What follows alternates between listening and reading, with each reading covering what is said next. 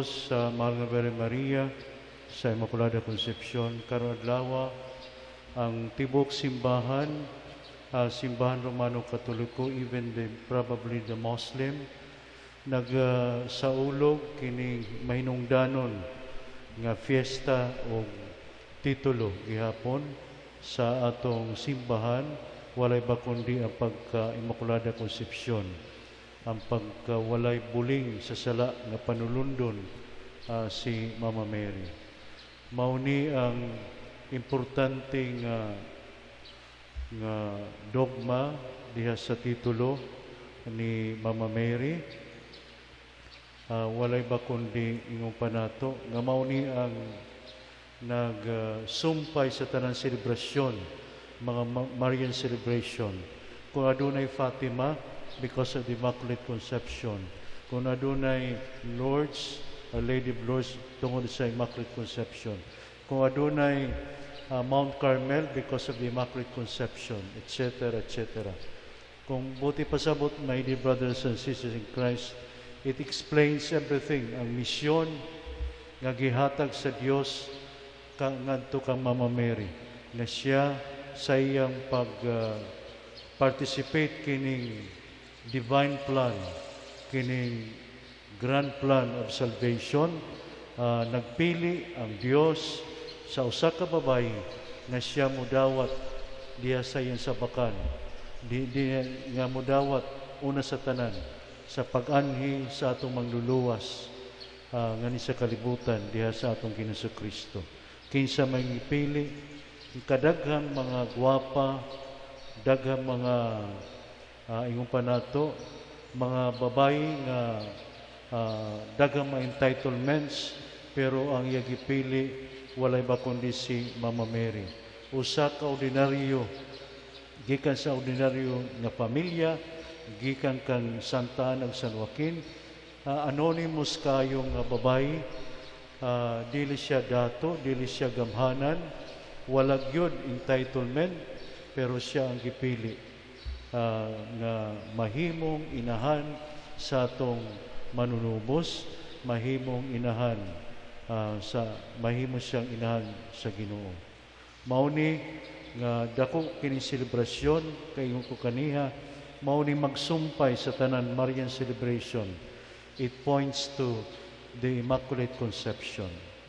Tinuod, wala pa gani kini proklamar nga doktrina, kining dogma about Mama Mary. My dear brothers and sisters in Christ, ang mga tao, dagan ang mga tao nga mutuo nga kini si Maria, ingong panato, pinili sa tanang babayi. Siya ang ingong panato preserved from sin nga mauni, pero bisan pa adunay ingong panato sense of the faithful.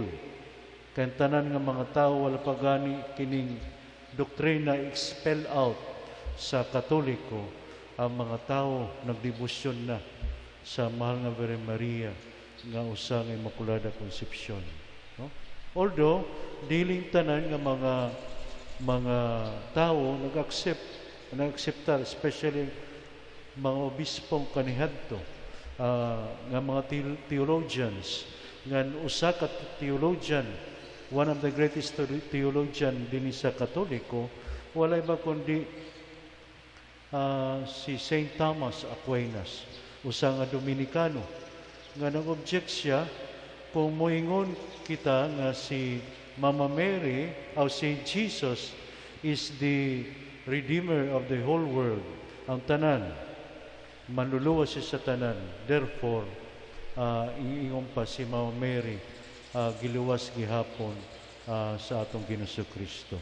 Pero unsaon man, kung putli siya o wala siya nga panalundon, wala sa kaniya matakdi sa original sin, mauning objection.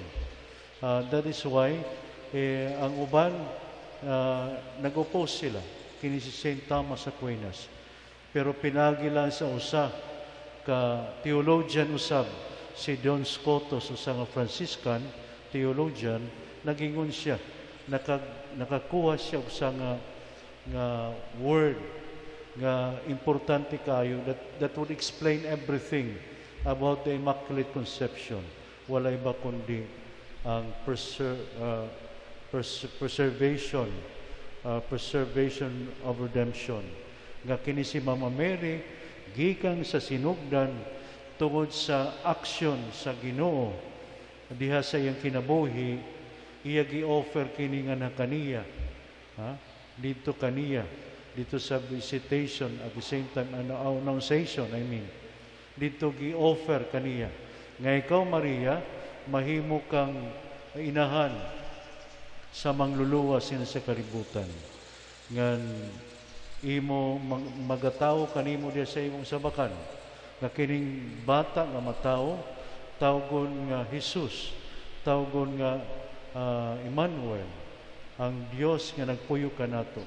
Therefore, kung si Maria ingon panato parehas kanato tao, therefore dili kunta siya exempted, matakdan kunta sa sala nga panulundon. Pero pinay kining doctrine nga gi-post ni Don Scotus nga theologian nga gikan sa tinikangan, gikan sa sinugdan, si Mama Mary was preserved from original sin. Ano man yung preservation? Nga kung sa ato pa gipauna,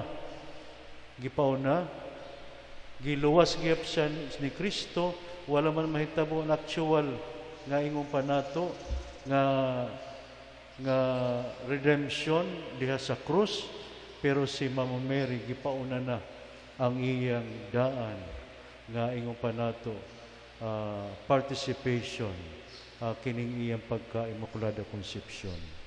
My dear brothers and sisters in Christ, that is why today karong adlaw ato gipasidunggan nga ato gipasalamatan si Mama Mary kay didto sa Annunciation misulti siya sa iyang dako fiat, kiniya fiat iyang pagingon, yes Lord, I am the maid servant of the Lord, be it done according to your will. Nag-ingon siya sa iyang dako nga oo, iyang yes.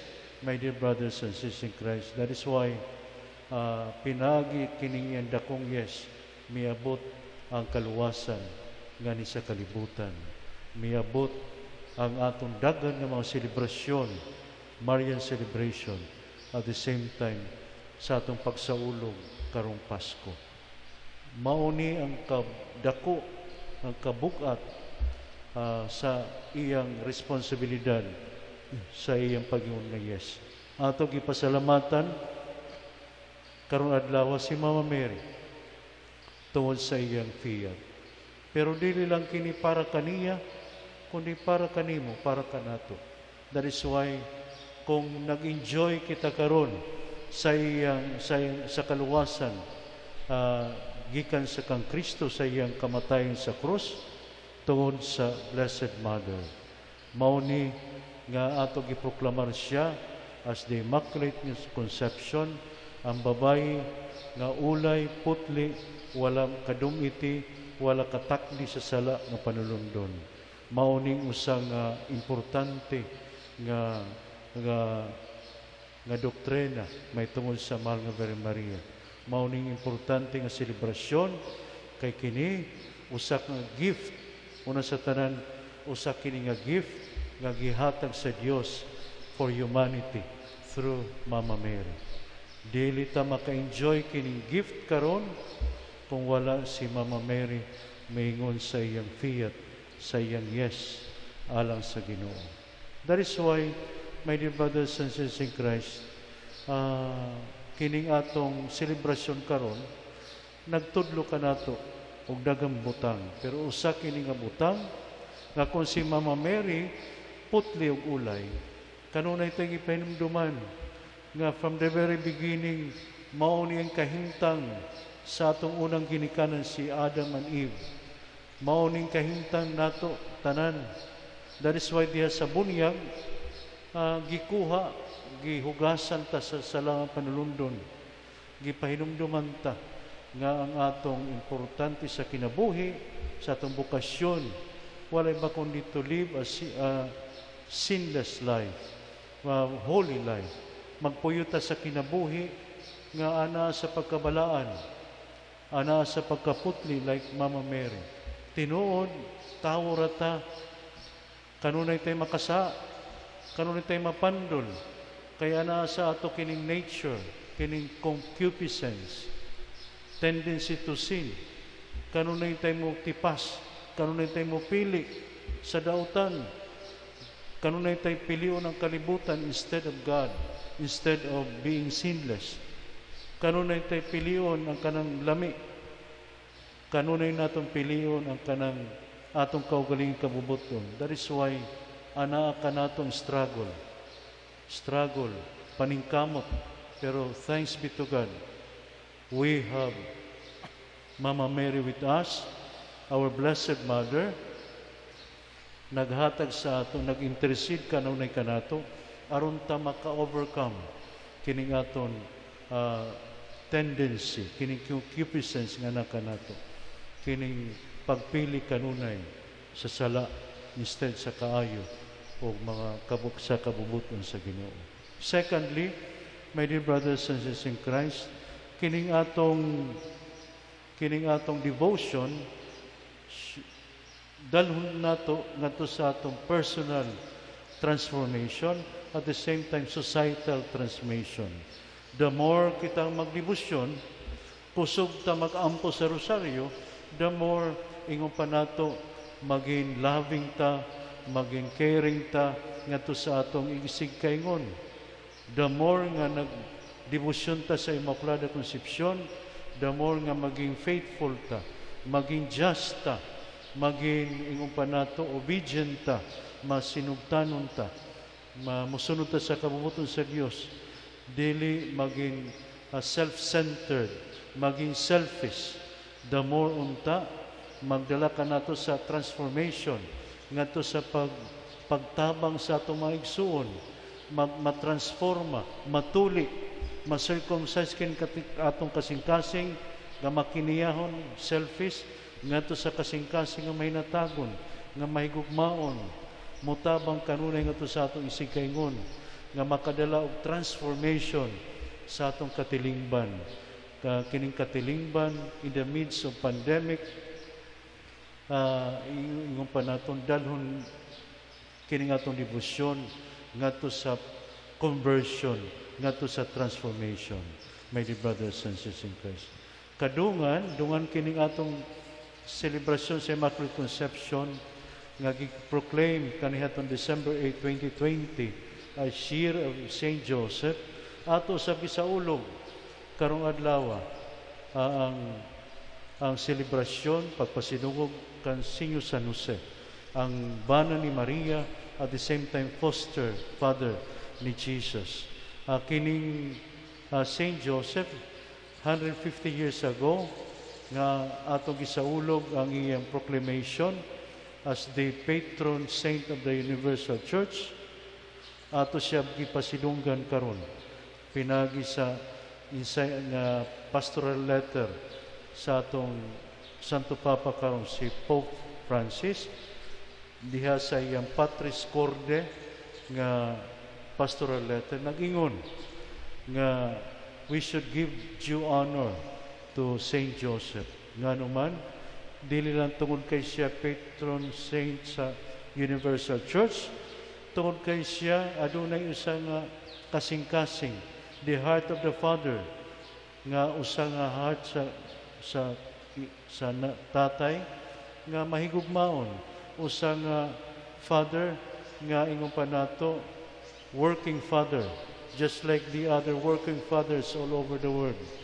Karong pandemic, sila ang haligi sa pamilya, maging matransforma ang mga tatay karon pinagi sa panag-ingnan ni San Jose, nga ingon pa nato makita nato ang presensya ni Sinyo San Jose diya sa atong matag usa nga pamilya o panimalay, maging inspirasyon siya kanunay kanato.